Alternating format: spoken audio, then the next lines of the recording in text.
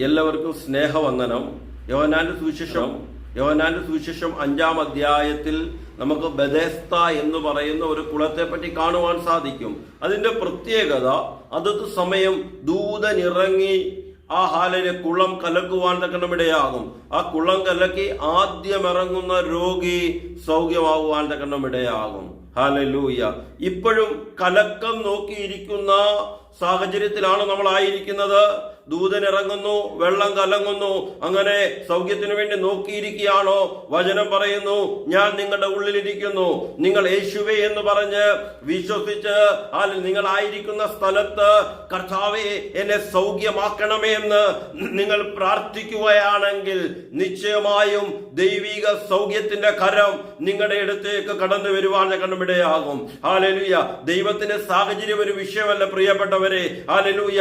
38 ആണ്ട് കുളം കലങ്ങുവാൻ തക്കവണ്ണം നോക്കിയിരുന്ന് കുളം കലങ്ങുമ്പോൾ ഹല്ലേലൂയ ആദ്യം അവന് മുമ്പായി പലരും ഇറങ്ങിപ്പോവുകയാ. ഇന്നും നിങ്ങൾ ഹല്ലേലൂയ ആരെയോ എന്തിനെയോ പ്രതീക്ഷിച്ചുകൊണ്ടാണോ ആയിരിക്കുന്നത്? നോ, നിർത്തുക. ഹല്ലേലൂയ.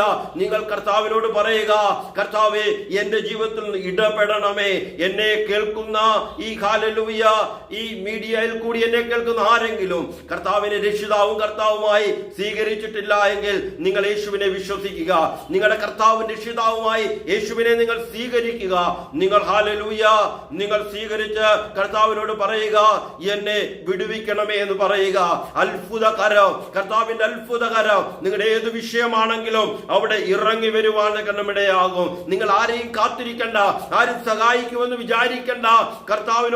യേശു കർത്താവിനോട് പ്രാർത്ഥിക്കുക, ദൈവത്തോടൊന്ന് സംസാരിക്കുക. ഏത് സാഹചര്യത്തിലും ഇറങ്ങി വന്നിരുന്ന നല്ല കർത്താവുണ്ട്, അതാണ് യേശു കർത്താവ്. ഹല്ലേലൂയ. കർത്താവേ ഈ മക്കളെ ബ്ലസ് ചെയ്ത് പ്രാർത്ഥിക്കുന്നു. യേശുവിന്റെ ശക്തി അവർ അറിയട്ടെ, ദൈവപ്രവൃത്തി അവർ കാണട്ടെ. യേശുവിന്റെ നാമത്തിൽ ആമേൻ, ആമേൻ.